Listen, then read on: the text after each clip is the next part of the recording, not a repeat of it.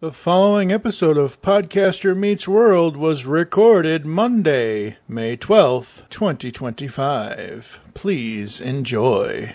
Boy Meets World guitar theme by Gator the Bear, aka Shawn Farron, used with permission.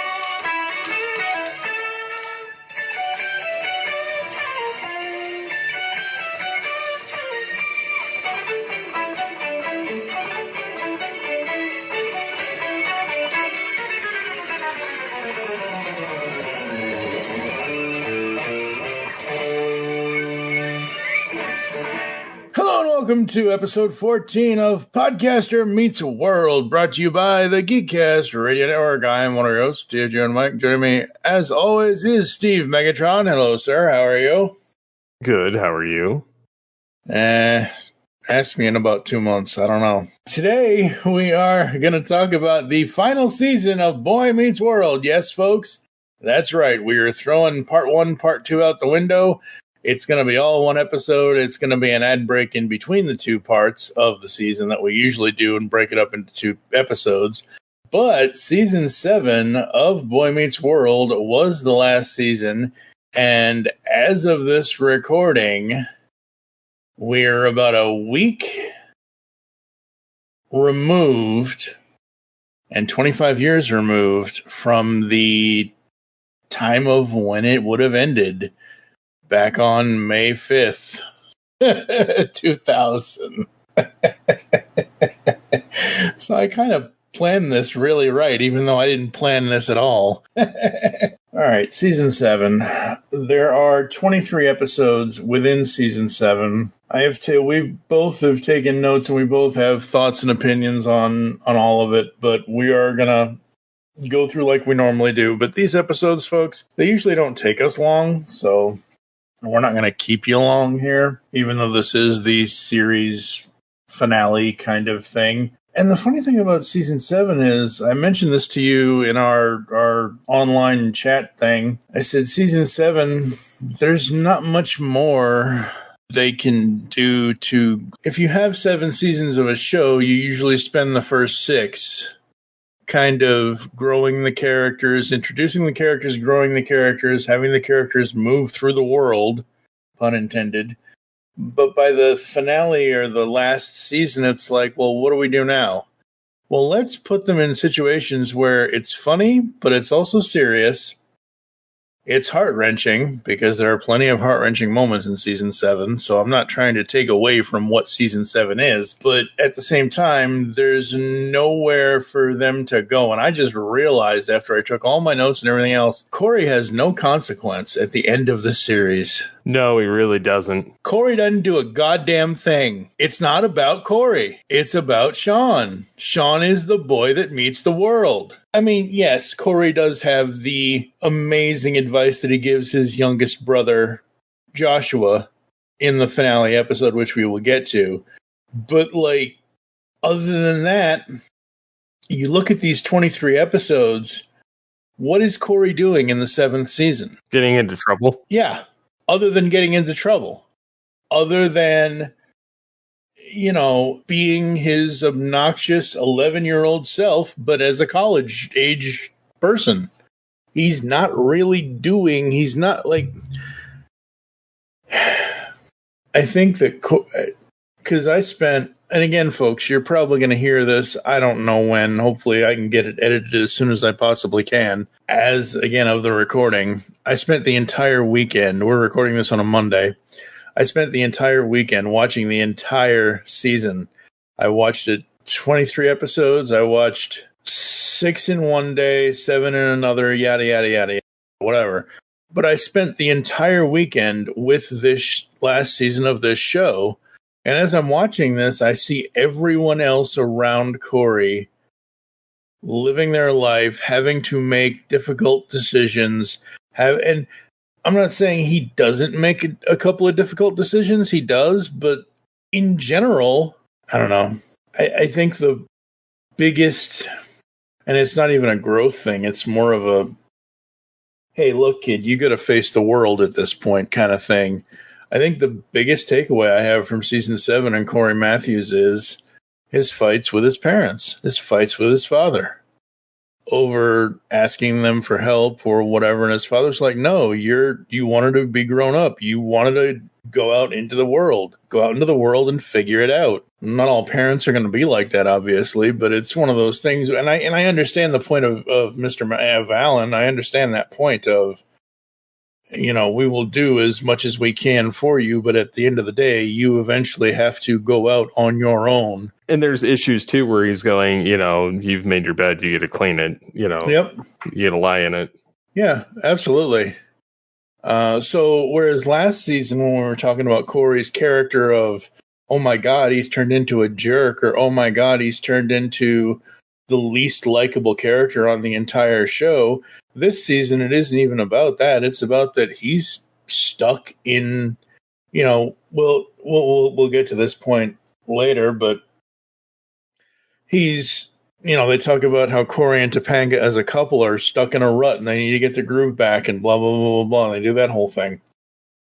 Where Cory, I think, as a character is stuck in a rut. He doesn't know where to go. Everyone else in this show, Topanga, she wants to go be a lawyer. She wants to go do this. She has something that she's going towards. Shawn. Well, yeah, they all start figuring out their aspirations, and Cory's kind of just like, I don't know. Yeah, and I guess technically you could say, even though they don't show it in this show, I guess technically you could. We didn't know this 25 years ago, but you could say that finale of, okay, Mr. Feeney, call me Mr. Matthews, come here by the fence. So your best advice came here by the fence, blah, blah, blah, blah, blah. I guess you could technically say that he kind of got inspired by Mr. Feeney, but that doesn't even show here because nobody knew 25 years ago that X number of years later in 2014 or 2015 or whenever it was that Girl Meets World happened. And we will be going on to Girl Meets World, folks. We will be covering on that on this show, obviously. But at the time, 25 years ago, nobody knew that was going to happen. So so looking at it in the capsule of this show only and not looking forward to what the future holds for the characters beyond the end of this series, Cory is rudderless. Cory is we are given no inclination as to what Cory. Shawn, we know. Shawn wants to write for the one episode, the Feeney. Which episode is it? It's one of the episodes where they end up going into 2006, and they're having the retirement party for Mr. Feeney, and you see the future Cory and Topanga, you see the future Shawn, you see the future Angela, you see future Rachel, you see all the, that's the one where, we see Mr. Squirrels for the first time. Him and his it's me manifesto. I want you to know that I've collected all of your articles from Rolling Stone. Oh, thanks. Quite the world traveler, huh? Yeah, I get around. So, is there anybody special in your life? No, not yet. Any prospects? Not yet. Are you happy? Not yet. Well, I really look forward to your correspondence, Shawn. Please don't stop writing me. I won't. So, do you ever hear from Cory Matthews? Are he and Topanga doing all right? Why don't you ask him? He's right behind you. Hey, Shawn. Cory. How you doing? Okay. I'm okay. How are you? I'm good. Good. Good. How you doing, Mr. Feeney? I'm fine, Mr. Matthews. How's the baby? You had a baby. Yeah, a couple of months ago, a little girl. You're the father. I am. We're very happy. Do you have any pictures? I brought the pictures. Topanga. Angela. Hi, Shawn. Long time. Yeah. So how are you? What are you doing? I'm a writer. You're kidding. I do freelance pieces for a bunch of magazines. She sends them to me.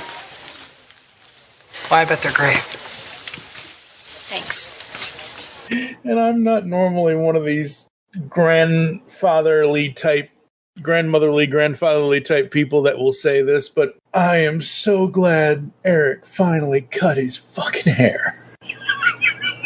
I loved how they did it, though. Yeah, no. How they did it was great, but like, get a haircut.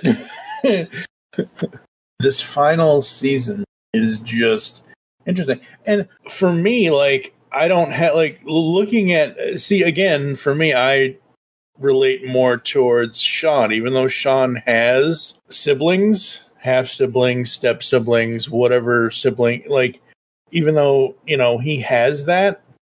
They're not, to me, they're not as deep as Eric, Cory, Morgan, Joshua.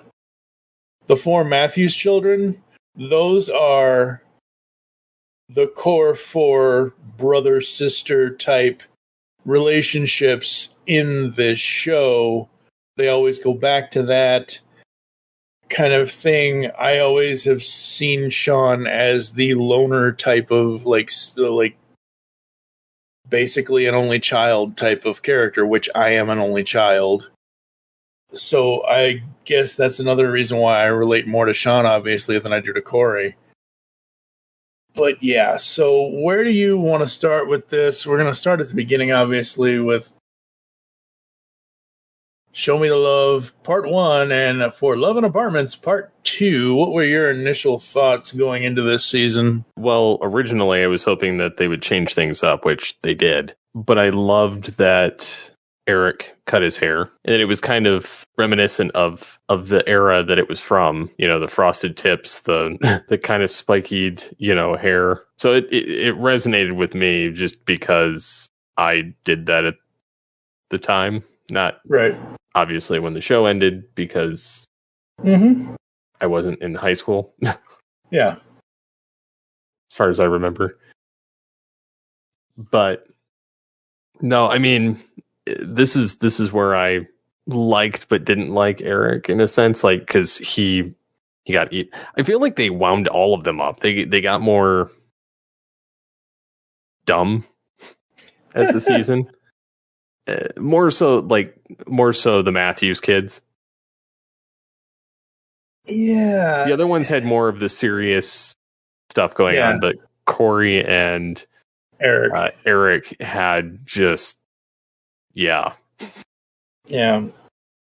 If we look at the time,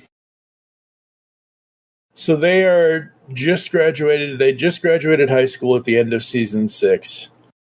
They're going into college, so they're 18, 19. If you look at it at the time that the show was made and aired and produced, anywhere from, for this season specifically, I would say anywhere from mid-99 to early 2000. So you were 12 or 13 at the time. So you weren't even in high school yet. I was on my way out of high school. I graduated in 99. So you were, yeah. But yeah, no, you're right. Absolutely. It's like, and other than, again, the finale, or it's wherever the no, it's not the finale. It's About Time. It's that episode when they get married, the wedding episode. Other than the wedding episode, Morgan really doesn't do anything this season. She's really not there as far as being the youngest sibling, or at least because Joshua was just born at the end of last season. I can't believe how, and I know this is how this happens in television, how fast Joshua aged up before the end of the series. Because he was just a baby last season, And by the end of this season, when Cory gives him his advice, he looks like he's, I want to say 4, 5, or 6. Maybe easy. 3. Yeah. Maybe 3, 4, or 5. And because he's young Joshua Matthews says maybe 3 words, and Topanga is one of them. Like, that's pretty much it. He's like, yeah, when Cory's talking to him. And then Topanga comes out and he's like, Topanga! It's like, that's it. I'm like, okay. So yeah, I'd say he's between 3 and 5 years old at the time. But yeah, just aging up. And I like this season for showing us what they're going through with being young and being in love. And you still have Cory's, and I'm not saying there's anything wrong with this, but in Cory's case, sometimes he's a little bit too much in love with love. His unyielding, doesn't matter, we're in love, blah, blah, blah, blah, blah. And like, he sometimes takes it overboard a little bit. Oh, for sure. But but I do like how that takes us through the through line of them getting the dorm rooms, and then once they eventually get married, they have to figure out, married couples can't live in the dorms. There are married it's this whole other subculture of a married dormitory and this, that, and the other thing and everything else. And then, yeah, just every other character set, I would say character set, because you have Cory and Topanga, you got Shawn and Angela, you got Jack, Eric, and Rachel, because that's a whole thing. So between those 3 character sets, you have 3 different perspectives of living at college. And I didn't have any of that because I didn't do the whole living at college thing. So that's always been interesting to me of looking at it through each of their eyes and doing that. So. Yeah, I mean, I didn't have, I mean, I had the college experience, but I didn't have the living on the dorms and all of the parties and all that stuff. I strictly worked. Yeah. Went home. I didn't have the same experience, so it didn't resonate quite the same with me. Right. As it might have for somebody else.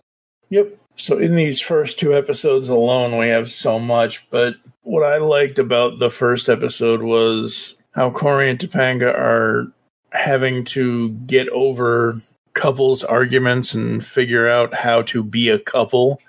And they look at Alan and Amy and how they can fight and yet still be in love. It's just a fight. It's just a disagreement. It's not the end of the world. You don't get divorced over the fact that somebody forgot to do the dishes or something. Or that somebody got you a trash compactor for your anniversary instead of, a diamond ring or whatever. So I like that. We also in the first 2 episodes, in the second episode, we bring in Topanga's parents, and it's nice to see them again, but they try to get them back together again, and that's not going to work because her dad's already moved on to somebody else and her mom already knew it, but they still wanted to keep everything safe for Topanga, I guess. I don't know. And the funny thing about that episode is they kind of tie the whole wrestling thing into it because Mick Foley from, at the time, WWF has a guest spot, and he does a whole bunch of his Mankind 90s wrestling moves on Eric and Jack. Yeah.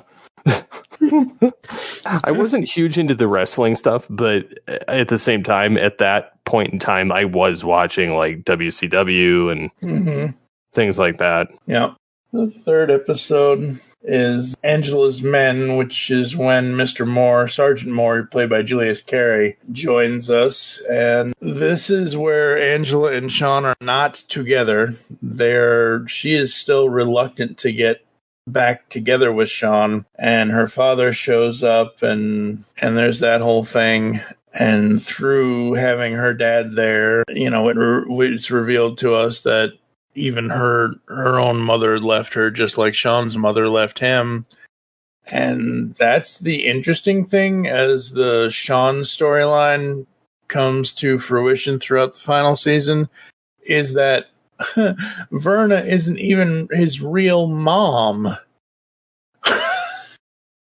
And I don't mean to laugh about it because it is what it is, but like,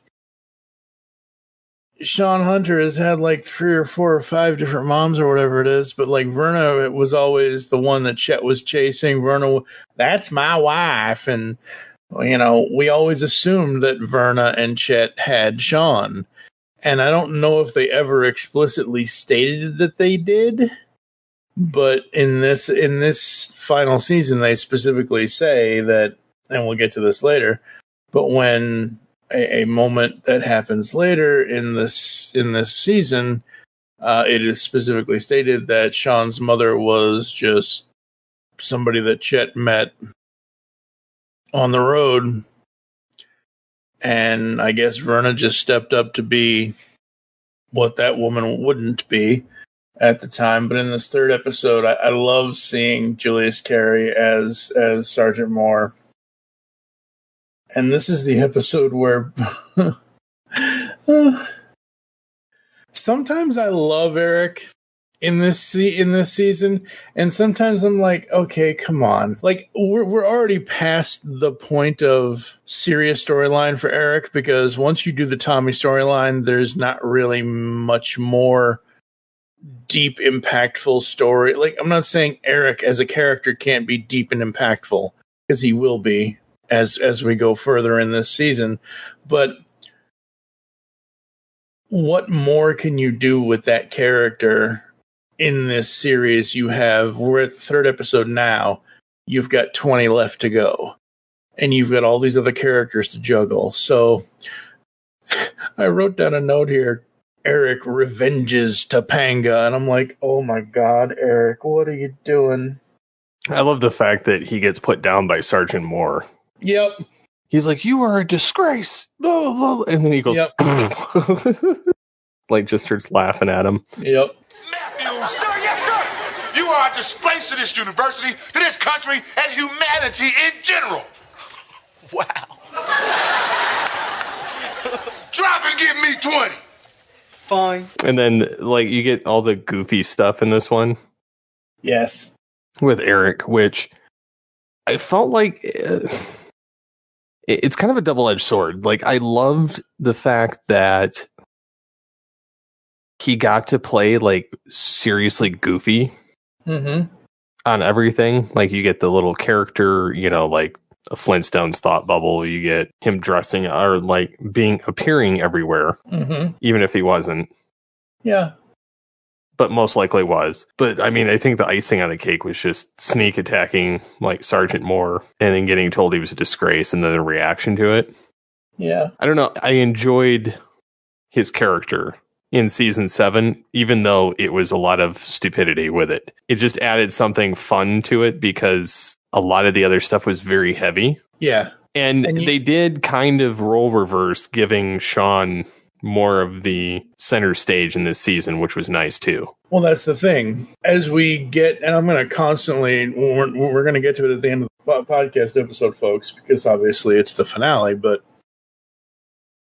when you get to the finale of Brave New World Parts 1 and 2, Brave New World Parts 1 and 2 is essentially a 1-hour clip show. It's 2 half hours of television that is told in a way where everything that came before it tells you the story of why the things that are happening now, even though, as I've already said, Cory has no consequence to, like, there is no forward motion for Cory as a character as to what he's going to do in New York, as to whatever kind of thing. Like they've they've graduated from Pembroke University in Pennsylvania. So he's graduated college, but no idea as to, is he going to be a fireman? Is he going to be a teacher? Is he going to be is he going to, go get into the Ecto-1 and start busting ghosts? We don't know. And I only say that because of New York. But it's one of those things where, yeah, you're right. You can take Eric and do more funny with him because the gut-wrenching, heart-wrenching stuff is happening with Shawn. Like, I knew as soon as they said, there was a line that somebody said in I forget, we're going to go through down this and I'll figure it out, but the episode where Blake comes back, where Blake Clark comes back as Chet, like, I immediately knew and teared up, and I'm like, oh no, here we go. This is the start. I mean, he kind of already, technically it isn't the start because it kind of already happened, but like, this is the start of the really real type of stuff coming back with Shawn, and it works. In the fourth episode, we get No Such Thing as a Sure Thing. This is the big football game of Pembroke, between Pembroke and the Amish. This is an Eric and Jack episode. I think to some degree they were running out of ideas, and then the show just needed to end. Yeah. So there's three things in here that I noticed. Obviously, we all noticed this, but the Shawn and Angela kissing marathon, how you doing? Like, that happens throughout this. Cory and Topanga make up and they learn some lessons.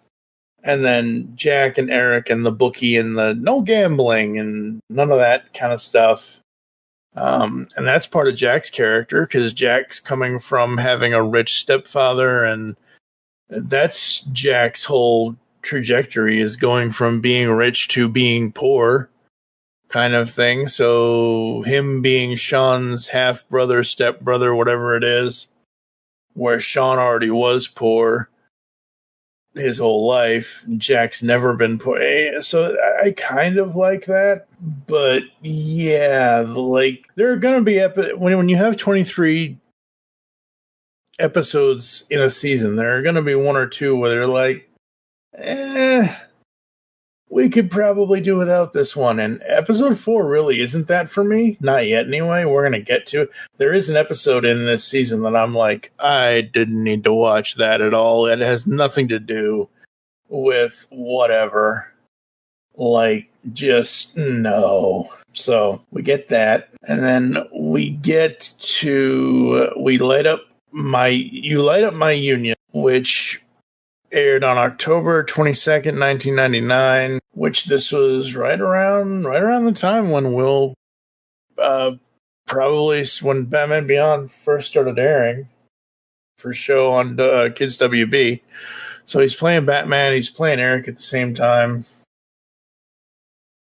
And this is the Eric and Jack one where they, Mr. Feeney gets Jack a promotion of the Pembroke Student Union, and they have to deal with money and the store and the buying and the selling and the whatever, and he gives the money to Eric to deposit into the bank, and Eric doesn't do that, and he helps the less fortunate. And then Jack does the same thing, so it's a whole thing there. And what I'm liking so far, 5 episodes into the 23 that we have here, is that so far they've been able to juggle these storylines and have, like,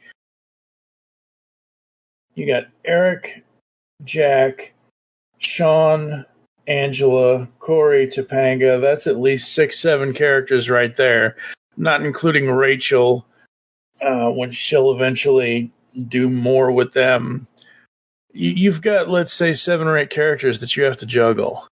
I'm liking how they're putting certain ones center stage per episode, where they're not having to fight for the spotlight of which character gets which storyline. So you're not having to use, you don't have to use Cory and Topanga every episode.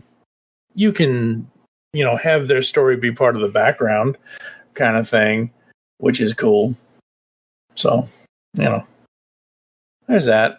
What I did like about this episode was the fact that Feeney more or less chose Eric and Jack to work together. Yep. To rub off on each other. Yes. Because one is very much a people person and the other one is very much a businessman. And so between the two, he's hoping to make them more well-rounded. And, it was kind of interesting to see how it all went down. I mean, despite the monkey situation. Get that monkey off his back. My kid would love that. He'd be like, I want it. I want the monkey, Dad. It's Ace Ventura. It's a capuchin. Oh, see, you went to Ace. My first thought was Bruce Almighty. They did that on purpose, though. I know.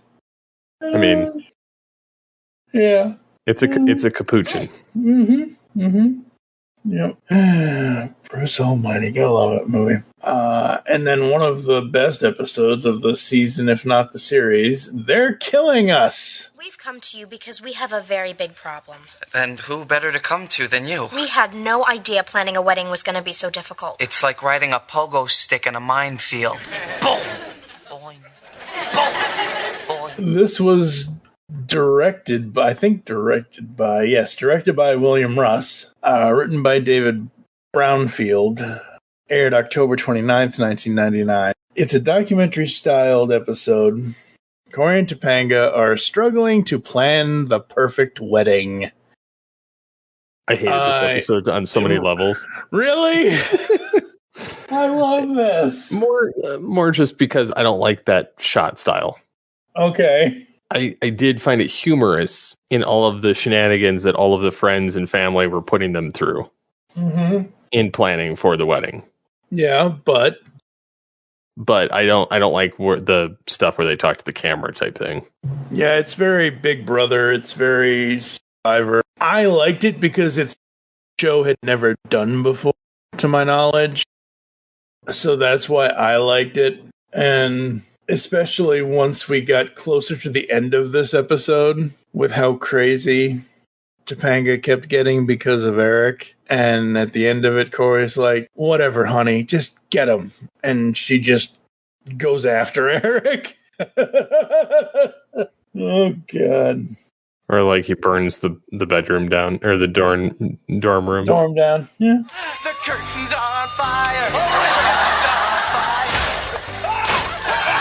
They're chopping up the dorm room. They're chopping up the dorm room. My brother is a moron, which nobody can deny. And this episode, we have the guest star Megan Faye as Judy Habefeld. I want to know that story. Anyone that can send Feeney running out of a room, we need to know that story. A little late for that one. No, I know, obviously, but obviously it's kind of self-explanatory, but... Well, it's because she was romantically involved with Feeney. Mm-hmm. I like the fact that he lied about doing the government stuff. Oh, that whole scene.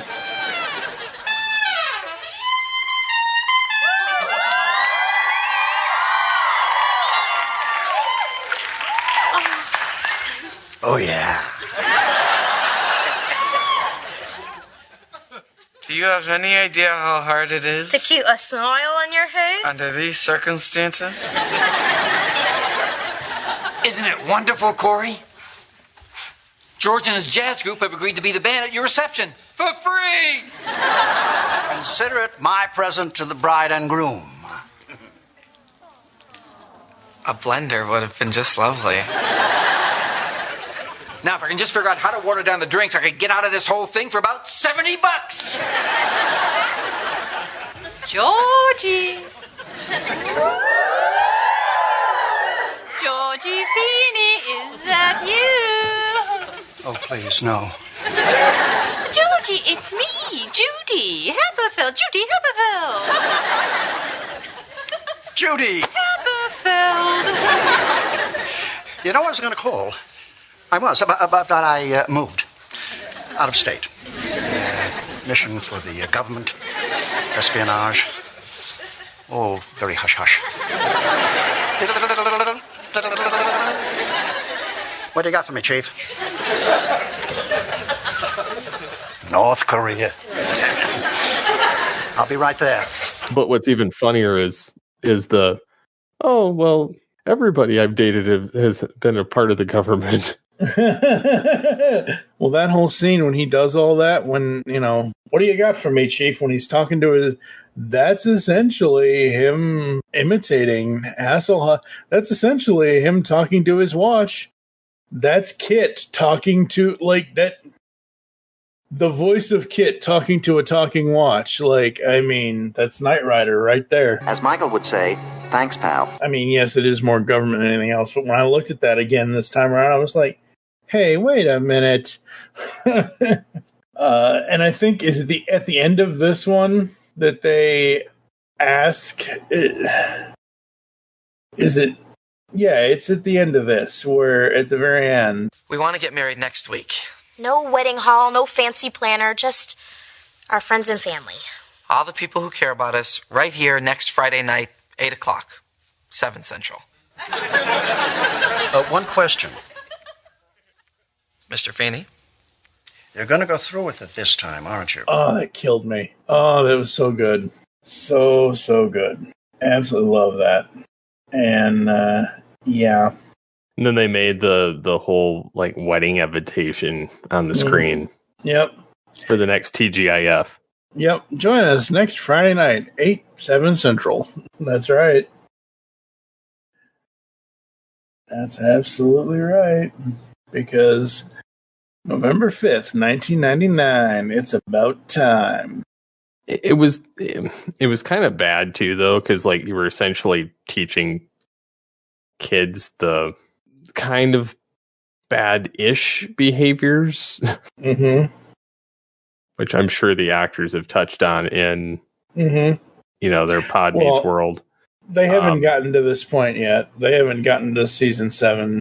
They haven't gotten to this point in season 7 yet, but they will. But as far as I can. But even some of the innuendo in this season, and oh yeah, I'm sure they're going to touch on all that. Cory, you know what's sick? We've been in a relationship for 17 years, and you know what I've gotten in all that time? Nothing. Let me touch something. Yeah. Right now their most recent episode that they did was 611, Santa's Little Helper. Well, they did remove that line from the Disney Channel version. Oh. And then the Bite Me was removed as well. Well, it's not removed now. I can tell you that.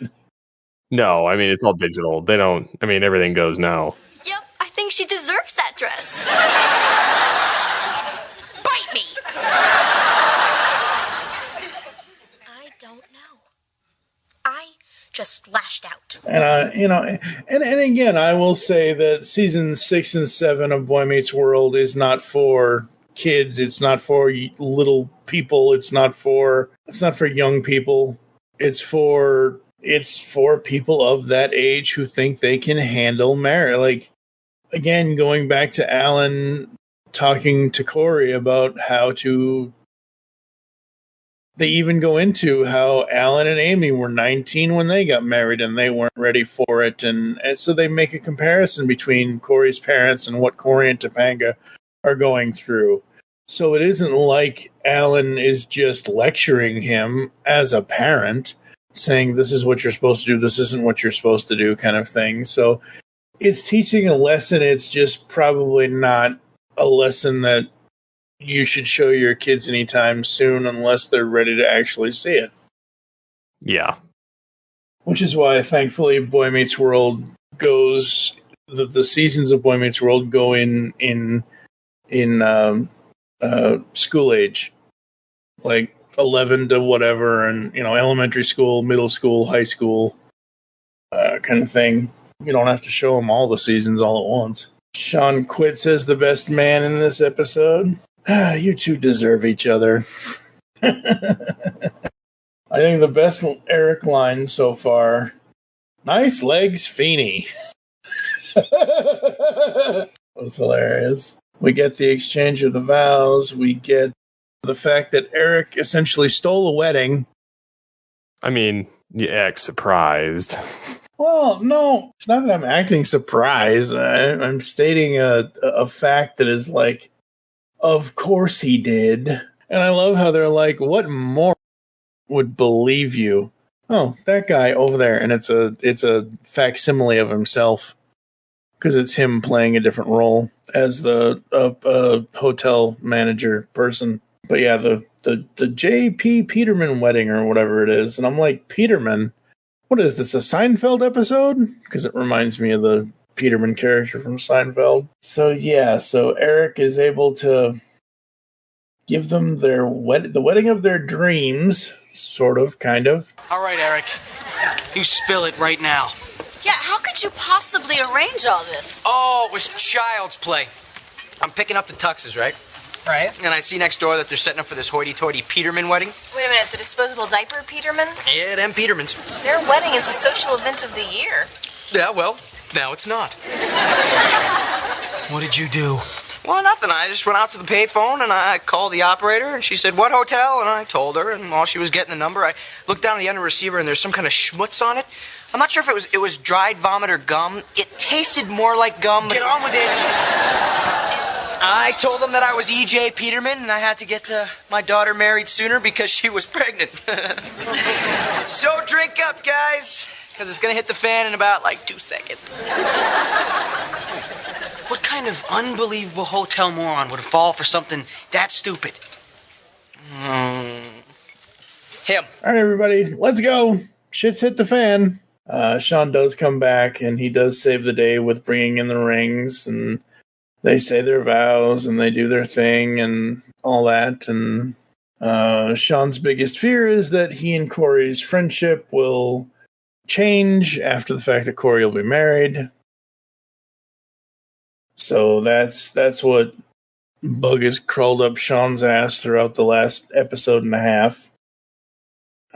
So there's that. And we kind of end this one with the newlyweds going to the honeymoon suite, and we then go on to the vacation. The vacation and the return from the vacation. When you and Mary went on your honeymoon, did you guys want to stay, or were you ready to come home after 3 days? We were ready to come home in about 5. Yeah. Honeymoons never last. They aren't supposed to. And this is the episode, season 7, episode 8, the honeymooners. The honeymoon. Eric is completely off the chain. He's off his rocker. He is stalking them. He is, Eric, you fool, you nut. What I do like is that at least as we get through the rest of this half of the season is that Cory is a little less unhinged now that he finally got what he wanted after all this time, unfortunately.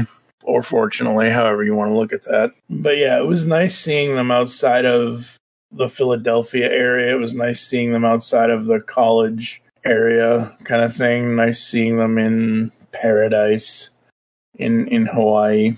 And let's see, we get the return home. They have to, this is where I was talking about Alan basically telling Cory, no, look, you made your bed, you lie in it, because Alan convinces Amy to not let them move in. They have to figure this out because, as I said earlier, they can't stay in the regular dorms. They have to go to the married dorms, which is not, they make it, I understand when you're a newlywed couple that things might be rough, but even in Philadelphia, could things be that rough? Because they make it seem like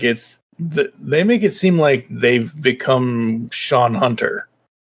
It seems like they've moved to the complete opposite side.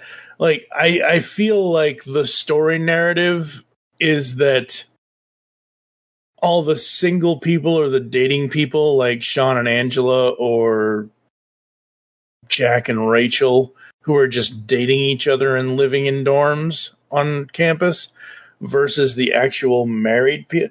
It seems like, I don't know, that living situation seems so very light and dark side kind of thing to me. Like, I understand people struggle, and I understand people have to make things, we've all struggled. We've all had to live in places we didn't want to live in, the best of it. And we've all had to, grow up kind of thing. But I don't know. It seems like that commentary is a little too on the nose, I guess. Yeah. I mean, I can see that. I don't know. So yeah, that's that episode. And then we get episode 10, which is Picket Fences. They are still looking for a better living situation than the married dorm. And this is where Cory meets a realtor. And this is where they go house hunting for stuff that they can't afford. And this is where, again, Cory goes to his parents asking for help, and the parents aren't going to help them. And Topanga even says, why would you even show us this if we can't afford it, if we can't do this, we can't do it? And the whole thing of having your parents co-sign, I mean, I know people have done that in the past and whatever else, and that sometimes works, but the way that contract was worded was that if they don't pay the mortgage on their house where they were going to be living, that they would then, the realty people would then take the Matthews house. I can understand why Amy and Alan were not going to sign that contract as co-signers. Oh, for sure. Like, that's not, I love my kids, but I would not do that. It's like, you need to make sure you can afford to live where you're going to live. Yep, absolutely. Any thoughts so far as we get to almost the end of the first half of the seventh season here? I mean, I could relate to being dirt poor and eating minuscule amount of stuff and trying to get people to go to your house. Mm-hmm. All of which were difficult. Yep. I do feel like this show, though, even in this part, yeah, we learned a lot of the schooling and different phases of their life, but we're also seeing, like them touch on married life, and that it's not as glamorous as they make it, seem in the movies, which is good. I mean, it is good. It's just the fact that they're not sugarcoating the difficult parts that come along with it. Yeah, absolutely. And then we get the episode that I could do without. You could take this season and take episode 11 and just throw it out the window and not, this could go from picket fences to family trees and it would be fine. Because episode 11 is just like, really? Seriously? Every other episode on my script here, I have at least 4 to 7 notes written down. This episode, 1 note. Boring. I didn't write anything down about this. What a drag. After Eric and Jack rat out a campus goon before he commits a crime, the cops are forced to let him go because the crime was not committed. After this, he vows to get revenge on Jack and Eric for ratting him out. Fearful, Eric disguises himself as an ugly woman and eventually convinces Jack to do the same in order to protect themselves. Eric is ugly, but Jack is found attractive by many men, including the campus goon that they've ratted out. The goon, Luther, hits on Jack, but is completely oblivious to Eric. This is just, oh God, just painful. Honestly, take out that whole part of this episode, the best part of this episode. Meanwhile, Topanga is struggling to accept Cory's redecorating for their dorm room after he paints the whole room yellow after buying every ounce of yellow paint from the clothing store, Cork World. God, Cory. I mean, I get where his brain's going. Mm-hmm. Like, ooh, cheap. Yeah. But it's like, it's you're yellow. Married now, you have to consult. Yeah, huh? Yep. You have to do that together. And this is where they promise to never keep secrets from each other and promise to tell each other everything, although it may hurt. Yeah, that whole part of this episode is great. The rest of this, the Eric and Jack stuff, get rid of it. I could do without that. Because the funny thing is that it reminded me of an episode earlier in the series, which was a much better episode because it was actually showing you a perspective of life versus making a joke out of What a Drag is basically Chick Like Me, except What a Drag is Eric and Jack trying to get out of being caught by the bully that they ratted out. Whereas Chick Like Me was actually trying to make a statement from all those seasons ago. I don't know. And we get to the halfway point here, folks. And episode 12 of season 7, Family Trees. Directed by Fred Savage, written by Matthew Nelson. With Cory, Amy, and Morgan stressed out over the annual stress of planning Alan's birthday party, Eric takes over and decides to plan Alan's party. Shawn later arrives at the Matthews residence together with a letter that he has received from his mother, Verna, who ran away 3 years prior. Wait, she ran away 3 years prior? I thought she ran away a lot longer than that. This is where Cory is reluctant to let Shawn open the letter, etc., etc., etc. So this sends Shawn and Jack on a search for Shawn's mother, and this brings them across a woman named Elaine, whom, like Verna, doesn't want to be found. Heard about this, Shawn pushes his friends away. Meanwhile, Alan is sulking due to no one remembering nor celebrating his birthday, and then the entire family, including Angela, Rachel, and Jack, surprise him along with Eric, whom Amy planned to use as baits to lure Alan. After the surprise, Shawn arrives drunk, unfortunately, and Alan attempts to talk to him and promises to be his father. And at the end of this, we get Chet coming back, and this is where we get the story of how Shawn's biological mother. And I do think it's funny, though, that Chet continues to show up as a ghost. Mm-hmm. And he's like, no, I didn't say that, you bum, you know.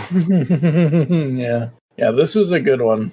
I really like this. And what possible reason could a father have not to tell his boy who his mom is? Maybe the father was trying to protect the boy.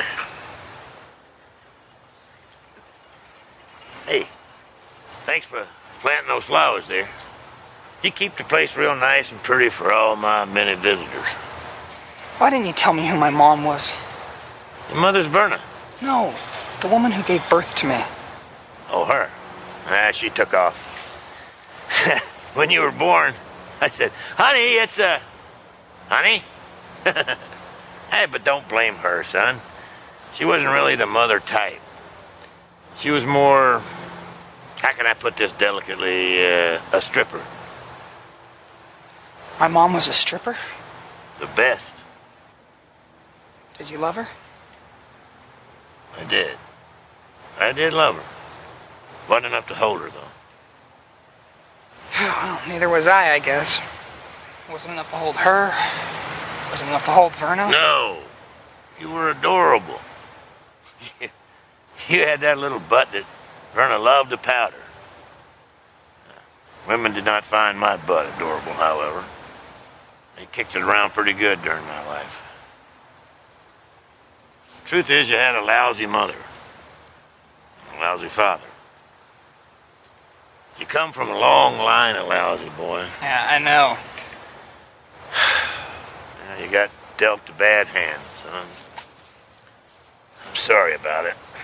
They offer to adopt him, but he can't accept that. But he is still always going to be a member of the family. He also says, thank you to Alan for being the father figure, and Shawn asks Alan to yell at him and treat him like the way he treats Eric and Cory, and Alan later does this to make Shawn feel that he really is a part of the Matthews family. Again, I mention this sometimes in our shows, folks, whether it's this show or other shows. If Boy Meets World was being made today, this would be, well, They would probably try to do it earlier than this, but I feel like this would be an amazing mid-season finale. Oh, for sure. Going out with this episode for like the summer break or the fall break or the Christmas break or what, like leaving it on this note, this would be amazing. 12 episodes in out of 23, and outside of like episode, I think it was episode 4, like I can kind of give a pass to, but outside of that and episode 11, these episodes have all been really great. They've been really solid. They're almost all episodes I would go back and rewatch at different times in the future. Any final thoughts on the first half of season 7 before I send it to an ad break, sir? Nope. All right, folks, we're going to send it to a quick podcast ad break. You're going to hear some podcast ads and some other stuff. We'll come back with the second half of Boy Meets World season 7 right here on Podcaster Meets World right after this. You know, the Matthews offered to adopt me. I know. That sounds like a sweet deal. What are you talking about? It doesn't get any better than the Matthews. You'd be trading way up on that one. Come on, you're my father. I'm dead. Look, take it from your dead dad. Become a Matthews. Put it to bed. You know, I always thought you were the black sheep of the family. I was. No, you weren't. You stayed. You raised me. I came and went. I tried. You did a good job with me, Dad. People like me. I even have friends. I even have someone who loves me. Hold on to her. I will. Just like I'm holding on to you. Why would you want to do that? Because I'm proud of you. You're the one who started to turn this family around. You're proud of me? I couldn't be prouder. I tried to tell you at the hospital. Well, I couldn't really hear you. You know, I was going, oh.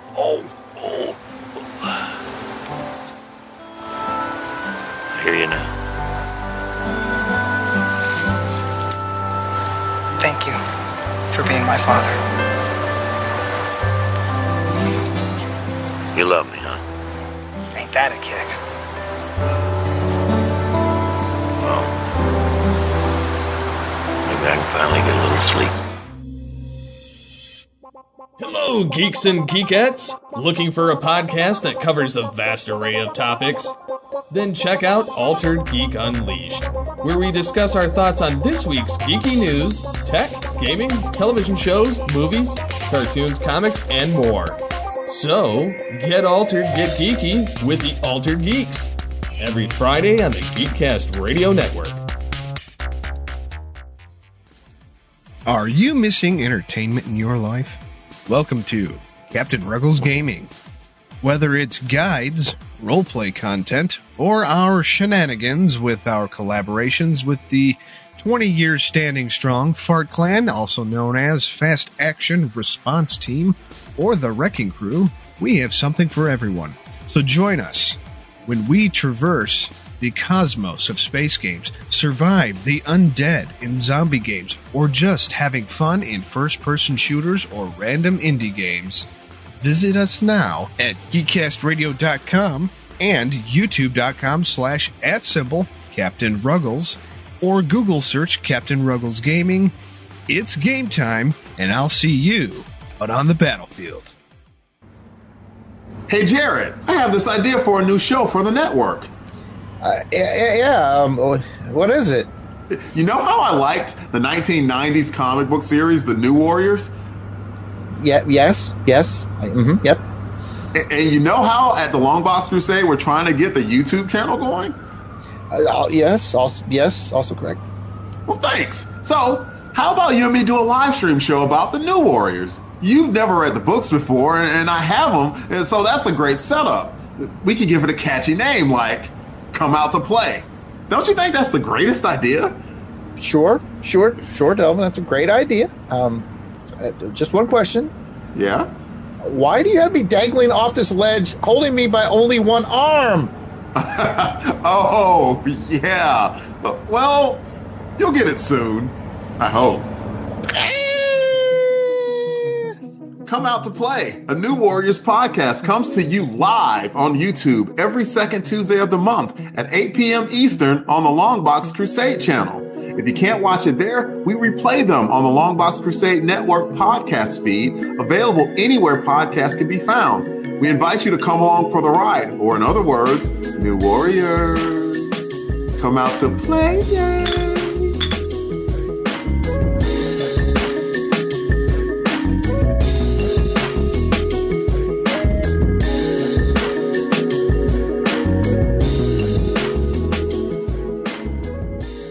Are you in need of what the heck did I just listen to?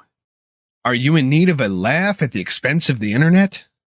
Boy, do I have a treat for you. Here at Lyrically Audacious, we turn just about anything into music. Visit us now at youtube.com/@symbol, Lyrically Audacious, all one word. So swing by, have a laugh. Stay lyrical, stay audacious, here at Lyrically Audacious. For the best in science fiction, join Mark Baumgarten, Vicky Jakubowski, Zion Kiros, and Juan San Miguel on the award-winning podcast Marku 42's Universe. Doctor Who, the Marvel Cinematic Universe, Star Trek, and more are all fair game with Marku 42, which has been around since 2012 in one form or another.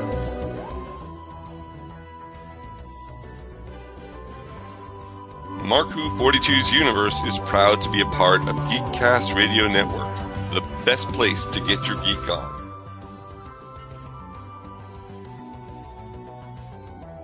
Listen to us bi-weekly or weekly if we have a topic relevant for you, our listeners.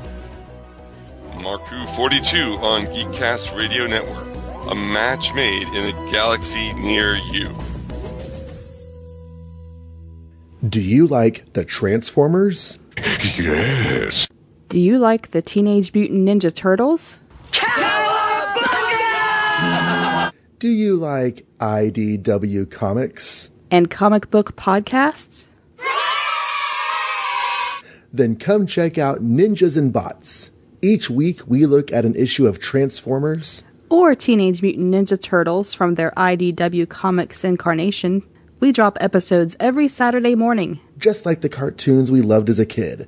The show can be found on your favorite podcatcher and at johnreadscomics.com. See you then. Tonight I dine on turtle soup. We brought the entire convention center to the brink of an inter-genre geek war. Okay, Michael, if we're going to tackle this podcast thing, we've got to do something really special. It has to be cool, daily, in audio form, and undetectable by radar. Something that screams summer. I know, let's do a Phineas and Ferb review podcast. We'll call it the Podcast Organization Without a Cool Acronym, or POWCA for short. What do you think? I think if we're not careful, Candace is going to bust us.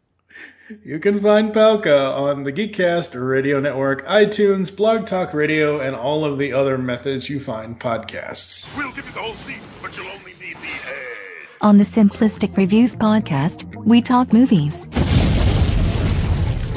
We talk TV. We talk... Hello, Julie, what the heck are you doing? Trying to make our spots sound more exciting by adding explosions. Yeah, I'm pretty sure you could have got the point across with sound effects, not the real thing. Car. Download the show on iTunes or at simplisticreviews.blogspot.com. I'm sure your insurance company will cover that. No, they won't. No, they probably won't.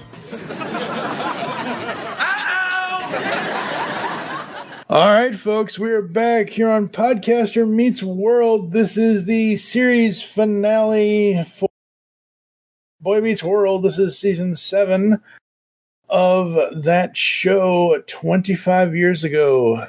Boy Meets World ended in May of 2000, and we are going to continue on with season 7, this time around, episode 13, and this is the episode where Eric gets a lucky penny. This is The Provider. Cory is enthusiastic about his new job. What the hell was his... Okay, yeah, I know I watched this whole episode, this whole season in a week. What in the hell was his new job? What did he do? I don't know prior to this. I know in this one, he's selling magazine subscriptions and he's buying the crap out of them. But that's what it is. He's even buying them. Yeah. That's. I what feel it like is. it did get a lot more wacky though, is especially when Eric's concerned. Like I mean, we've already seen multiple, him pulling off the wig and him going off the deep end with the monkey, and then him going and having the drag, and then the episode where he's kind of appearing all over the place, and this one he gets hit by lightning. Yeah, this is the one that I remember the because I didn't remember why he got the whole Lucky Penny thing completely slipped my mind. But that scene of him being hit by Eric Matthews being hit by the lightning, I remember that all the time. Well, and it's funny because he's like, "Ooh, my Lucky Penny," and then you see him get scorched by the end of the episode. Yep, Eric and the Lucky Penny, and this episode. I mean, the title says it all. The Provider, directed by Lynn McCracken, written by Jeff Manel. Cory has this new job with the magazine. Topanga goes out and gets a better job. So it's this whole thing of the married couple. Who's the provider? Who's the better provider? Who's the That's not the point of being a married couple, of being in love, of being a team. Yeah, and that's the thing that I love that you brought up, is because I know people that separate their finances as a married couple, and it's like, no, I mean, what happens to one happens to both. I mean, you should be pooling your money and working together. Like, there are times where, I make more than my wife, and there are times where she makes more than me. And I don't care, because the bills are paid and we're able to live. Like, it doesn't honestly matter to me. Like, I would prefer to just, have what I need. Yep. Have my bills paid, have my food, have, the luxuries. And, I mean, I would rather have that than be going, well, you can't spend anything because you didn't make more money this month. Yeah. It's like, can we afford it as a couple? Yes. Okay, then we'd go for it. If not, then yeah. But yeah, I find these types of conversations humorous, because really it kind of boils down to the fact that they weren't really ready to get married. No, they weren't at all. They didn't understand what it takes, and so that's why it's kind of funny. But I mean, they do learn how to get over it by the end of the episode. Yeah, they learn how to get through it together. That's the point, is that... And not accusing. Yeah, exactly. You as an individual, Mary as an individual, you both could get through life fine on your own, I'm sure. But because you all have been together for as long as 18, 19, 20 years 19. Almost. Yep. Hey, I was right. Yep. Wow. 19 years. Now I gotta calculate this. Okay, well, while you're calculating, yeah. So the point is, though, like 22 years I've been together. 22. There you go. Yeah, married for 16. There you go. That's the point of finding someone, falling in love with someone, and doing life with someone else, is that you live life together and you experience things together as a team, and you learn lessons as you go through.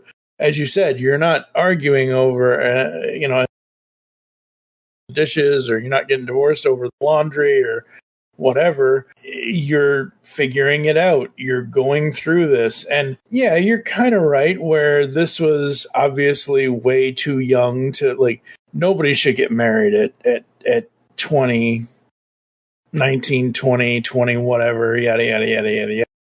At least not in this day and age. It is what it is. It sometimes happens, and as long as the people are willing to learn and grow as individuals and grow as a couple, then hey, this was such a good episode. And that's what I like about television shows like this, who, even though some of the lessons are they might seem a little bit too dramatic, but deep down at the heart of them, they're really trying to show you, hey, look, it doesn't matter at the end of the day. It doesn't matter what kind of job you have or what kind of job your wife has or whatever. It's like, as long as you're each providing for the other, as long as you're getting, living the life that you're living together, as long as you're getting through it together, that's all that really matters. Totally. Yep. Now we get Eric, Dad, and the Wilderness Store. Now, the title of this episode, season 7, episode 14, I'm going to be like you, Dad. I swear to God, it reminds me of the Cat in the Cradle. I'm going to be like you, son. Yeah. I'm like, okay, I'm sure they made this title up somewhere, somehow, but there are plenty of times where I've come up with podcast titles or other titles where it's a lyric from a song or this from a song or something from something to homage something. And I swear, every time I've read that title in the last 3 weeks, I'm like, freaking song. So Eric wants to work for Alan. Amy eventually convinces him otherwise. Oh, no, that's not what it is. Alan refuses to let Eric work for him, but Amy eventually convinces Alan's point of view of Eric changes after his amazing performance work.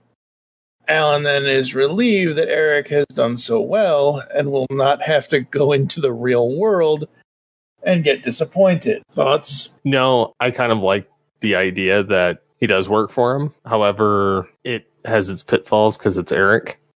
Mm-hmm. Yep. It does. Funny that you mentioned the Cats in the Cradle. Mm-hmm.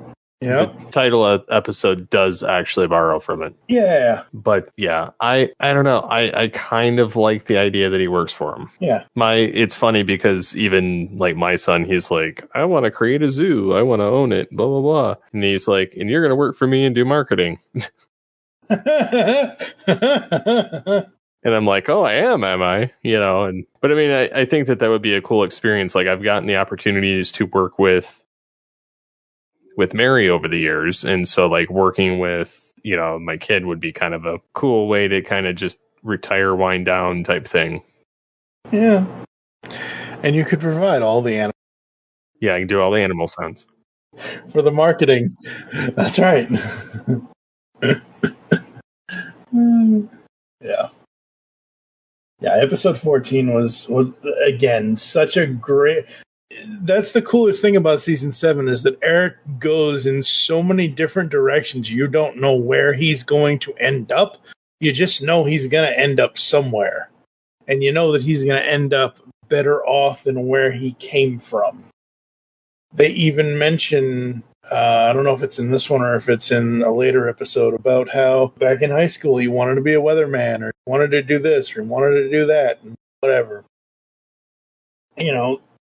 Eric is not rudderless. Eric is not directionless. Eric has a multitude of directions that he could go. Eric just doesn't know what direction he wants to go in. And right now, at this point of episode 14 of season 7, he wants to work with his dad. And I think that's really cool. And then I'm just going to combine episodes 15 and 16 because they're essentially part 1 and part 2. But The War and 7 the Hard Way. Big old prank war.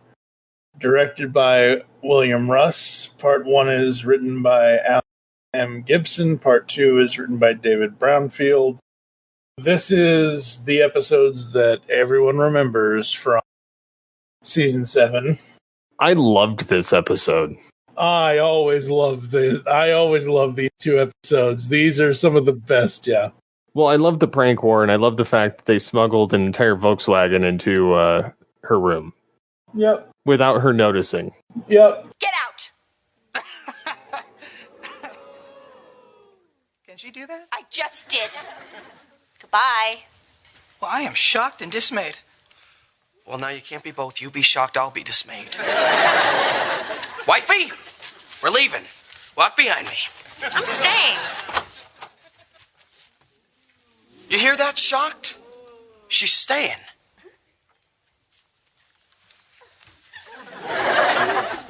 You are gonna be sorry, homewrecker. Oh, yeah. Uh-oh. Uh-oh, what? Trust me. Rachel, I've known Cory and Shawn longer than you have. You do not want to make them upset. Oh, I'm not scared of them. Well, maybe you should be. They're maniacs. But it's funny because Feeney even is laughing. Mm-hmm. When she complains to Feeney, he just congratulates Cory and Shawn. Yep. Because he knows them and he's known them forever. And he's like, how did you do that?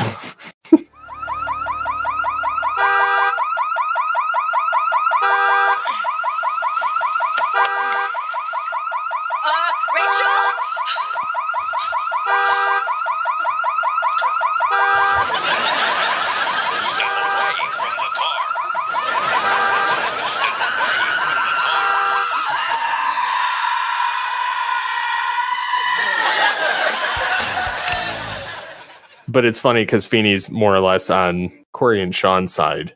Yeah. But the only thing is that they do end up pushing the envelope too far. Yes, they do. They find a scantily clad photo of Rachel that she had taken for Jack when they were dating, and they blow it up. And that goes a little too far. And this is after, so it's split into two teams. It's the how did Jack put it? The lifelongers and the newbies, or whatever Jack said. Basically, it's Cory, Shawn, and Topanga, and then there's Angela, Jack, and Rachel, and then Eric is the spy. Well, and he decided to be the spy because neither team wanted him. Yeah, exactly. Which is hurt feelings all around from everybody, and that's the great thing. Again, you go from a bunch of married couple episodes or a coupling episodes of various couples, and then you go into this whole friendship thing of, are we friends? Are we this friends? Are we this kind of friend? Are we that kind of friend? And you just have these, amazing, amazing things. And it's just so cool. It's just so fun. And so when we get to Seven the Hard Way, Mr. Feeney and Eric lock the gang in the classroom until they reconcile. Then I love the fact that in the next episode that, if they don't work it out, what happens? Mm-hmm. Mm-hmm. Yeah, this is where the future of 2006 and Mr. Feeney's retirement happens. This is where Mr. Squirrels, Mr. Plays With, comes in with his manifesto. What is this power you have over me? I don't know. Here, read this. What is this? It's me manifesto. All of us hermits have one.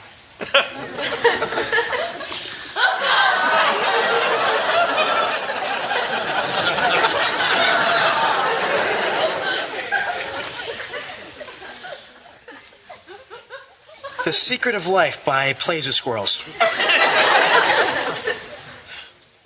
Okay, everybody, I've got the Secret of Life here, if you want to know.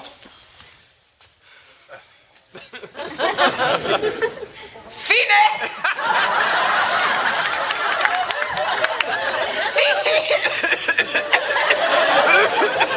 Oh, I can't do it anymore. Mr. Matthews? Mr. Squirrels. Eric plays with... Funny because they portray Eric as this bumbling idiot, and he really is highly intelligent. Yeah. He just puts a facade over it to make it easier to cope when things don't go his way. Mm-hmm. Absolutely. And at the end of the day, the manifesto just has, it's this giant looking like 3,000-year-old Bible book. It has one thing written on the first page: lose one friend, lose all friends, lose yourself. So when it cuts back to the present, Feeney keeps everyone locked in the classroom while Eric chases after Rachel. Eric then reads his quote, "The gang is moved," and then decides to resolve their differences. And they do, for the most part. And yeah, I've always loved the Prank War and Seven the Hard Way. They've always been two of the best episodes of the series. I also love the fact that they foreshadowed Eric later. Yep. Even though it didn't mean that it would show up that way. Yeah, absolutely. And even Shawn looked pretty much the same in Girl Meets World. Yeah. I love the intentionality of it and how they kept the continuity through Girl Meets World with these characters. Even Eric mixing up the words between niece and niche. Yes, niche. Eric. I loved the plays with squirrels thing though. Yeah. That and then when the callback happened in Girl Meets World, that was just icing on the cake. Like But I've always liked Will Friedle. Oh yeah. Between Batman Beyond and this, like this was, I mean, yes, he started out pretty normal. Mm-hmm. And then got goofier as time went on. I mean, that's also age and stretching, your legs to, what you want to do kind of thing. Mm-hmm.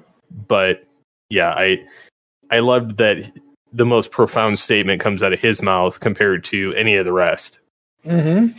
Making him very much a main character, that had the right to play among the rest of them, even though he kind of was the main character, but he was kind of like a secondary main character to, Cory, Topanga, and Shawn. Yeah.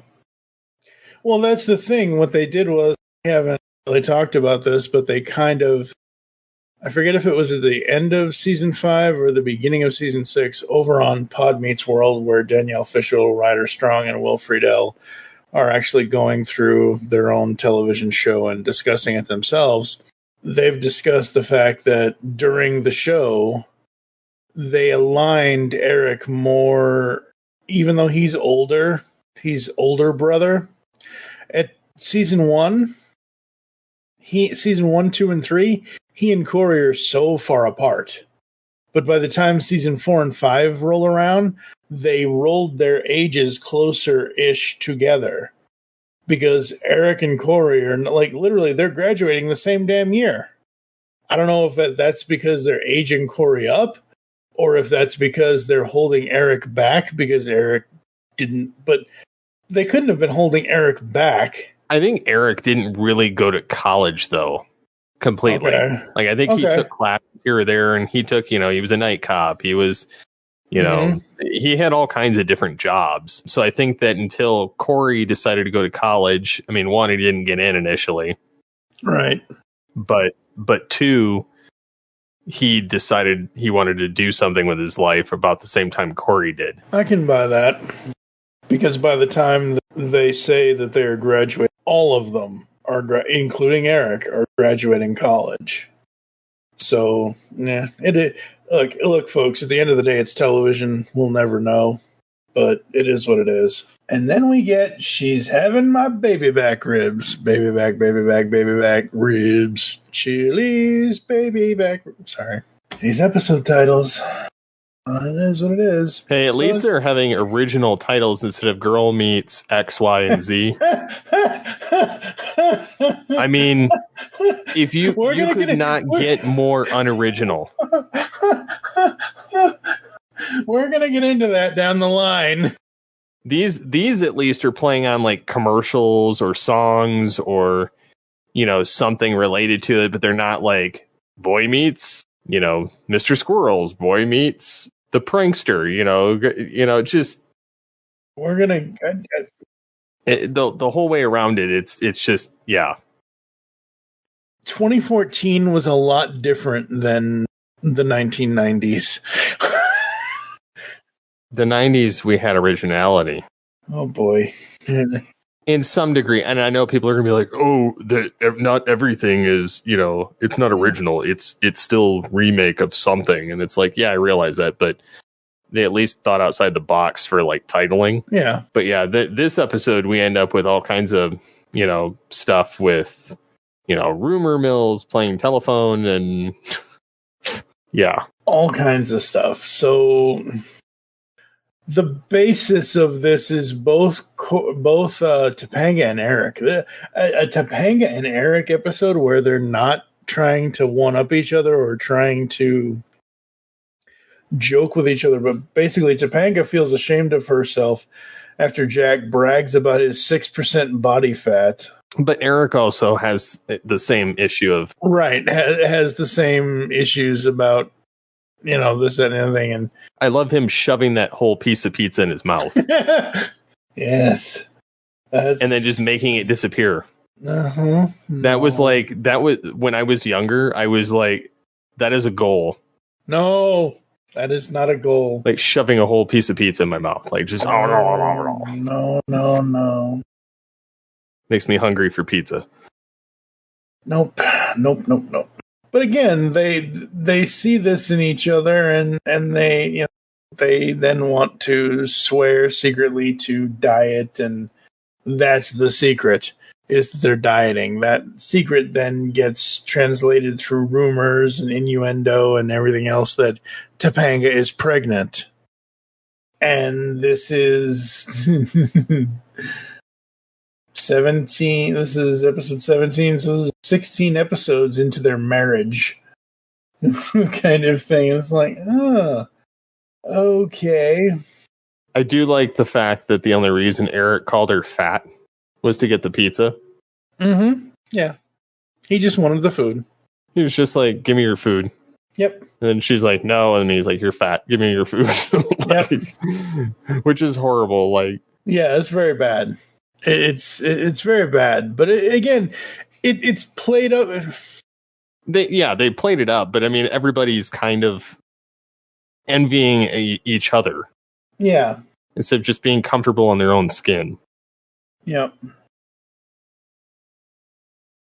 And the constant thing at this episode forward, because we actually see this person in this episode, but from this episode forward, the constant quote unquote joke of the ghost of Nana Boo Boo. Is Nana Boo Boo dead? No, she's not. Like, come on, people. But Peggy Miley plays Nana Boo Boo, who is Amy's mother. So we've now seen My Grandma Was a Rolling Stone, played by Rue McClanahan, which is Alan's mother years and years ago in the first seasons. And we now get to see Amy's mother here in this episode. So they finally reveal that they're just, dieting and everything else. And the gang then goes on and tells each other the problem with appearance or, this, that, and the other thing. And the whole point at the end of the day for that, and this is something I've long said for years, is that we are all uniquely ourselves. We all have unique and different ways of approaching things. We all have, look, folks, you can see an image of Steve and I when we met in person back in 2017. I'm old and fat, and he's old and skinny. Huge difference between Steve and I. It's funny. I have You're taller too. By what? 2 inches? What is your height? 6'1". Yeah, I'm 5'9". Yeah. So, what's so funny is I've been meaning to put this on YouTube because I'm trying to clear out old videos. There's the video of you helping me at my wedding at the time. And Karen's cousin Ross filmed us coming out of the whatever room we were in. And I looked back at you. You said something to me, and I said, look, I can hit you with my left arm. Don't make me hit you with my right arm, which is my cerebral palsy arm. I said, that one's going to hurt you more than the left one. It's just a funny clip that I played. It's just one of those things. Yeah, I remember you saying that to me. Yeah. And then I know that I tried to dodge. Yeah. Dodge, parry, thrust. With my trusty quarterstaff. Actually, it's a buck and a quarterstaff, but I'm not telling him that. Ho! Ha-ha! Guard! Turn! Parry! Dodge! Spin! Ha! Thrust! Oh, boy. But the point is, folks, is that everyone has their unique parts of themselves. Not everyone is going to have 6% body fat. Not everyone can live up to, look at Jack. Let's explore Jack for just half of a second. I don't want to say neuroses, but I'll use that. The mentality you have to use to want to keep that up consistently, that would drive me nuts. I mean, there's a difference in eating healthy and staying healthy and being obsessed with having 6% body fat. There's a huge difference in those two things. And my biggest point is as it said in the description there about how the friends all compare their own differences and strengths and weaknesses to each other, is that we're all different. Every single human on this planet is different. No one is the same. No one should ever be the same, because if we were all the same, we'd all be boring. No one wants a bunch of robots, folks. So we get to episode 18, how Cory and Topanga got their groove back. Now, do you know where that title comes from? How Stella got her groove back. Yep, that's right.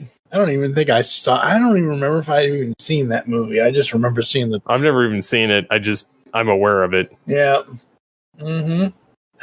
But basically, this is the introduction to, even though we've kind of already seen it it's the old joke, and we will see this in future flashbacks of, they want you to take the roles, huh? Like Old Man Cory and Old Man Shawn. This is the beginning of Old Man Cory, really, in this episode. While Cory and Topanga are excited for their favorite investigative show, 60 Minutes and 2020, all their other friends are going out partying. Shawn then unintentionally insults Topanga after he says that partying is not their thing. Topanga takes that insult to heart and vows to Cory that just because they are married does not mean that they are boring. And then he doesn't wholeheartedly support the idea to prove that they're not boring, but goes along with her plan just to please her. Cory then plans to throw a fun party. Cory can't plan parties. Don't ever. Cory Matthews is the worst party planner in the world. Never hire that guy. No. And just this. They finally get into it, even though he takes back all the invitations and tells people not to come. Which, of course, if you tell people not to come, what are they going to do? They're not come to your damn party. But Topanga cooks quiche and makes other things and everything else, and they all, including Dervin, oh god, that where's the nearest elevator shaft for that character? Seriously. Oh boy. Mr. talks to himself in the third person. So they fight, they make up. Shawn and Angela and everybody see that not everyone sees, just Shawn sees, I think, that they're making out and making up and whatever else. They're like, oh, let's just go back to Dervin's party. Meanwhile, Eric gets a bump on the head, and he now has telepathetic powers. Telepathetic? That's right, telepathetic, because Eric is telepathetic. And for half a second, I should have remembered this, but for half a second, they almost got me. At the end of this with that New York lottery, I was like, oh, that's right. They did the New York lottery first, you bastards. Forgot they did the Pennsylvania one later after Eric already ate the numbers. They could have been millionaires. Oh, boy. But there's not. No, there's not. Yeah, I really dug this. I thought this was great. I thought this was so fun. Any thoughts on episode 18 for you, sir? No. I did like the telepathetic thing, but... Episode 19 of season 7 is all you, because I'm an only child. Episode 19 is Brotherly Shove, and it's all about the Matthews boys cleaning out the garage and Cory not telling Eric. Oh boy. So episode 19. While on vacation, Amy and Alan order to clean out the garage together. However, Cory decides to clean out the garage with Shawn and Topanga instead. Eric arrives and is heartbroken because Alan had asked them to do it together, and he feels that Shawn and Topanga are more important to Cory than he is. Cory then attempts to apologize, brotherly. So, take it away. Have you had to clean out any garages lately? No, actually, I haven't, other than my own. I mean, we never really, my family, I mean, my brothers are mostly going to have to deal with cleaning out my parents' stuff because, I mean, You're in Colorado. Over 1,000 miles away. Yeah. But I mean, I don't necessarily, like, there are some things I would keep for, like, keepsakes purposes from, my grandparents or both my parents. But I mean, for the most part, I don't need a whole lot of stuff. And a lot of the stuff they do have, I mean, a lot of it I wouldn't care about keeping. Like, I mean, some of the, my grandparents make like paintings or, a model railroad system or something. So like those things are of interest to me from them. And then, stuff from my mom, like she's done some different, like, different things that I could probably keep. But for the most part, I mean, there are memories of stuff, but I don't necessarily need to have the original items to remember the good times of it. Like, I mean, I have modern day replicas of a lot of my Beast Wars figures and Star Trek and various other characters. And I don't need the originals to remember the fun I had with them. I have photos of some stuff, and that's some stuff I would keep, or, from my family, or, the genealogy stuff. But I mean, for the most part, like, there's not a lot I would worry about keeping, and it wouldn't bother me if my family went through it. If I kind of was like, hey, I'm looking for these key items, but I don't necessarily need to be there to deal with it. Whereas, like, in this episode, they're both combating it because, Cory is just getting a head start and Eric wanted to be part of it, and they didn't ask each other. And then they had a lot of duking it out back and forth and fighting like younger kids would under the same roof. Mm-hmm. But the ultimately, like, their bond is, the fact that, they're going to disagree. They're not this, the same as when they were younger. However, they will have each other's back. Yeah, during that explosive garage sale, because yikes. I did not remember that part of this episode. Of course, I haven't seen this episode a lot in the last 25 years, almost 30 years, but I did not remember about Cory getting uppity with the lady, getting antsy with the lady because she was trying to ask him a question, and it wasn't anything against her. It was more his own fault because he was more so caught up in the emotions with Eric. But the fact that her husband comes over, oh boy, I was not expecting that at all. Didn't even remember that happened. And then we get episode 20. Episode 20 is very similar to other episodes that the show has done, where it's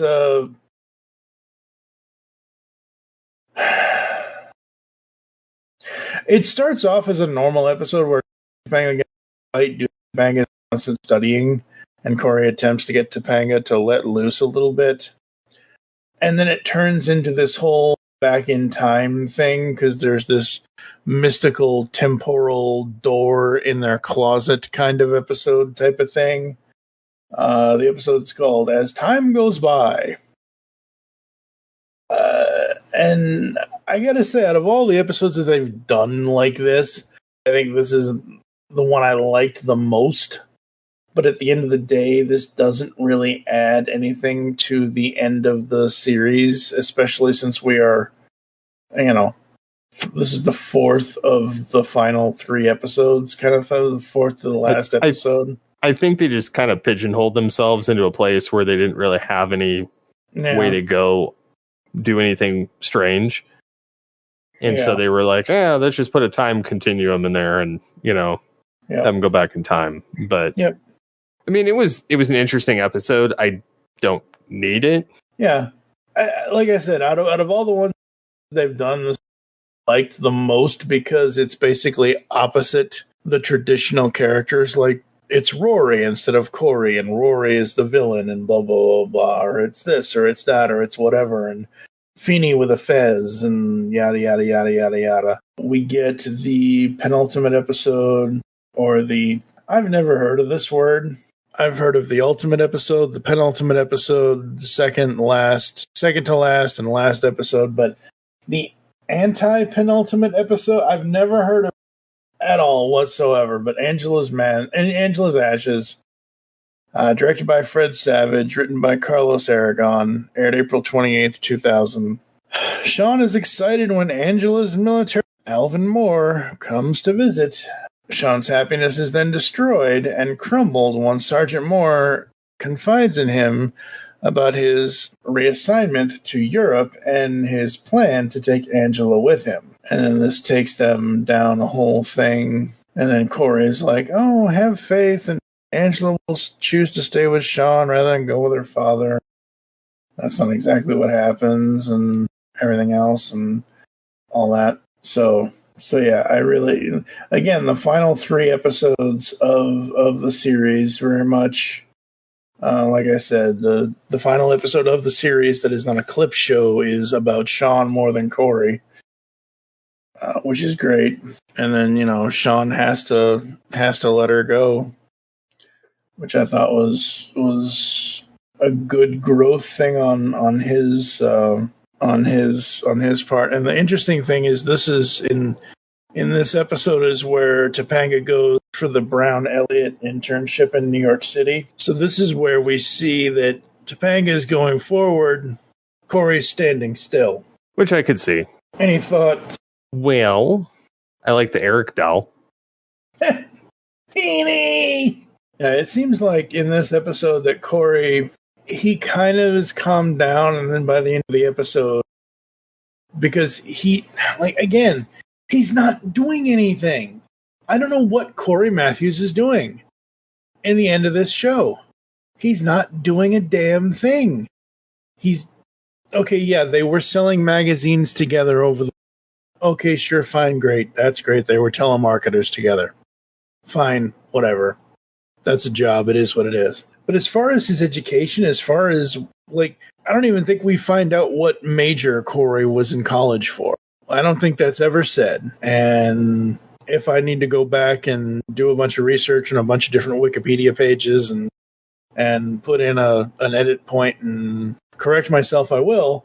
But, there's no major for Cory whatsoever. Literally, Topanga tries out for a Brown Elliott internship in New York City. She's going to be a lawyer. He didn't even notice this.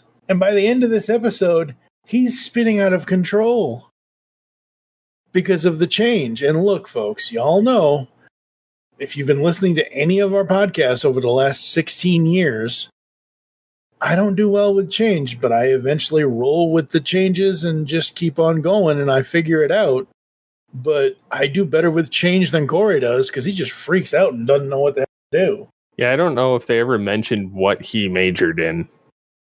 I don't think they ever did. I think they spent more time, just trying to, move the overall plot. Yeah. The timeline along.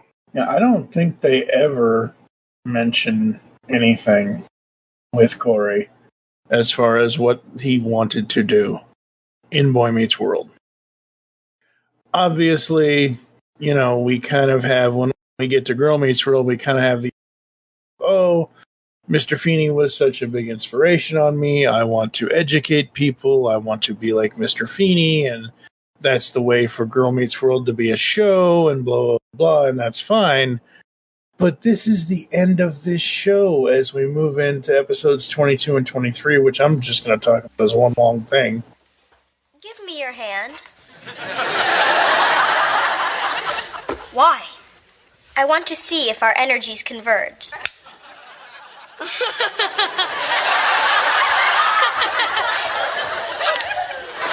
You're not gonna, kiss me now, are you? Would it be your first kiss? You shouldn't kiss somebody you're not married to. Yeah. I would have to feel I really knew the person. And that I liked him. Good. good. Both directed by Jeff McCracken and written by Matthew Nelson. 22 has guest stars including Anthony Tyler Quinn as Mr. Turner, Alex Desert as Eli Williams, guest stars Blake Clark as Chet, Julius Carey as Sergeant Moore, and other people. Angela is not in this episode in part 1 here. But basically it's, Cory is constantly pondering whether he and Topanga should move to New York or not. He has several flashbacks from their youth, including the time when she pushed him against the lockers. And again, we have Jack struggling with his stepfather not giving money, decides to join the Peace Corps. So even Jack makes a decision. So his stepfather cut him off. He's got to do some sort of life choice. He makes it. And I love Shawn's line where Topanga returns and she says something about not going to New York City, and Cory turns over and says, Shawn, nothing's going to change. And she's like, she didn't mean a word she said. I know, but will you at least follow me along and, trick me into fooling myself? And they do the whole dance thing that they've done since season 1. Yep. But they really haven't done. Yeah, no, they haven't done it. But again, it's the whole thing of, they. So he goes to Mr. Feeney and he feels that Topanga turned the intern down because of him, which it's not about you, Cory. Mr. Feeney then tells Cory that maybe Topanga didn't turn down the internship because of him. Unbeknownst to Cory, Topanga and Mr. Feeney had already had a talk about this prior to their current conversation. And Feeney tells him to not to stop Topanga from thriving, because if he does this, she might stop growing as a person. Cory listens to Feeney's advice and decides to go to New York with Topanga. And yeah, so they're off gambling in New York. Amy is not supportive of their idea to move, panicking about their plan. However, her worries soon fade after Alan tells her that Eric plans to move with them. She goes, I love that. Amy's like, my baby, my Cory, my this, my that. Oh yeah, Eric's going with them too. Oh, Eric's going? Okay, cool. Just, again, showing the fact that they're more worried about the middle child than the oldest child. I mean, that does happen. You would know more than I would.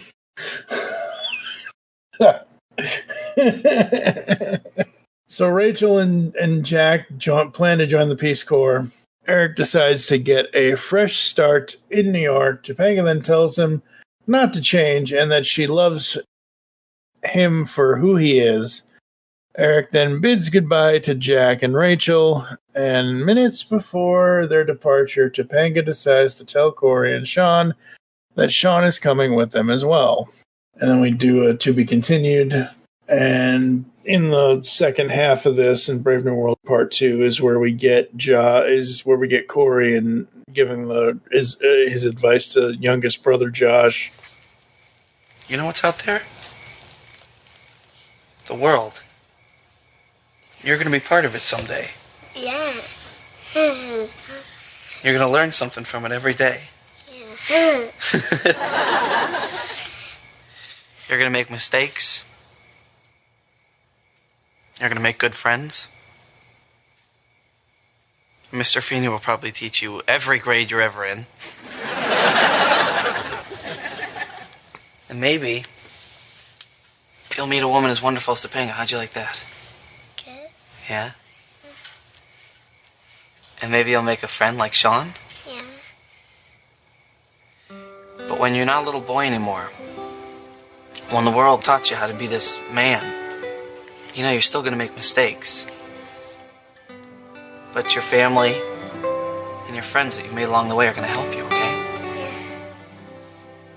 Even though it'll seem like the world's going out of its way to teach you these hard lessons, you're going to realize that, it's the same world that's giving you your family and your friends, And you're going to come to believe that the world's going to protect you too.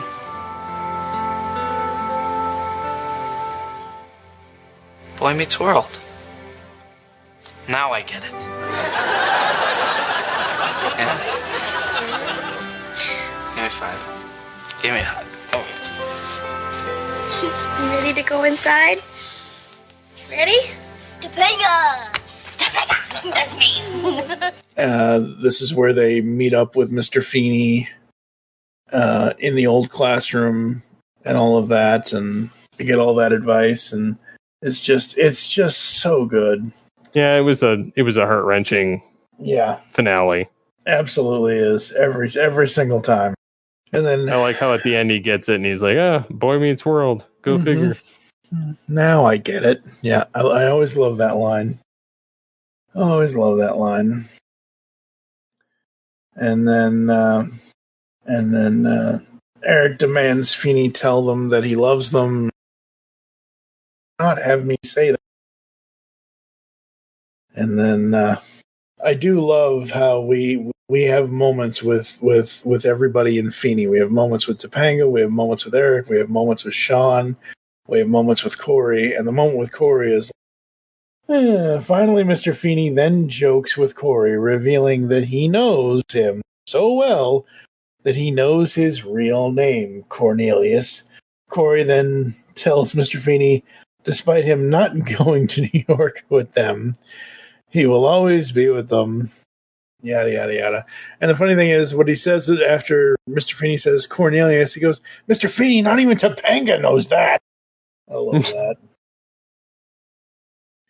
And then we get the line of the series, I love you all, class dismissed. What a show. Yep. What a show. Absolutely love it. I've watched Boy Meets World now. As of 2025, I've watched it 4 times since it ended 25 years ago in its entirety. The first time I had seen it again is when it hit ABC Family, and then the second time is when it hit Disney Channel. The third time was right before we did the top 100 TV shows in 2015. And then the fourth time was for this podcast. And folks, it may have taken us almost 10 years to get this podcast done. But we're at the home stretch, kind of, sort of.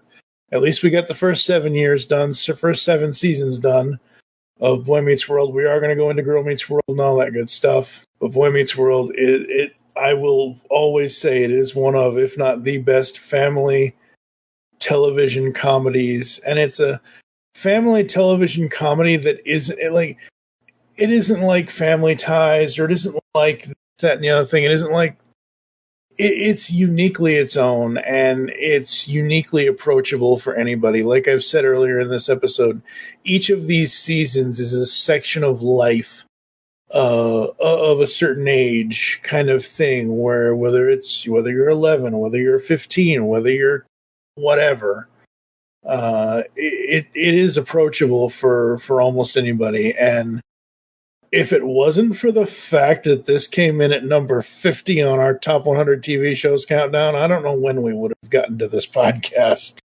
This started out of spite, folks. Spite and disbelief. But we wouldn't have done this unless we absolutely loved it. And we wouldn't be doing this. We don't do podcasts. Steve and I don't do stuff here unless we absolutely want to do it. And I remember watching, and we'll get into this when we get into the seasons of Girl Meets World. I remember when Girl Meets World was announced and when it came back, and I was watching that live as it aired, and we'll get into all that. But any final thoughts from you, sir, before I run through the closing and all that good stuff? No, I think that it's a very strong series, a lot of fun, a lot of life lessons. So it's definitely worth watching. Absolutely it is. All right, folks. Thank you for joining us here on Podcaster Feedback for the show. Visit the website, geekcastradio.com, where you can listen to and comment on all of our content. You can also check out shop.geekcastradio.com, where you can buy any of our merchandise items. We got t-shirts, we got mugs, we got mouse pads, we got all kinds of stuff over at shop.geekcastradio.com. You can send us email to feedback@geekcastradio.com. In this for this show, just put in the subject line "Podcaster Meets World" feedback, whether it's Boy Meets World or Girl Meets World. Programming note: I am switching things up, folks. We're going to go directly into Girl Meets World. We are not going to do a Boy Meets World series recap. We are going to do an overall series recap where we can do top 10 episodes for both series. So the next episode, episode 15, will be Girl Meets World Season 1. So there's that. Follow us on Twitter. Yes, real people still call it Twitter. No one's going to call it a letter. No one smart is going to call it a letter. At Geekcast Radio for the network, I am at TFG and Mike. Still do the Twittering. Mine is at SCP21. There you go. There you go. Become a fan on Facebook. Go to facebook.com/Geekcast Radio Network. You can also check out Steve Phillips VO over there for Steve. I'm at TFG and Mike on Facebook as well. As I just mentioned, Girl Meets World Season 1 coming up next. For now, I am TFG and Mike with Steve Megatron. Thank you for listening. Be sure to tune in next time here on Podcaster Meets World. I love you all.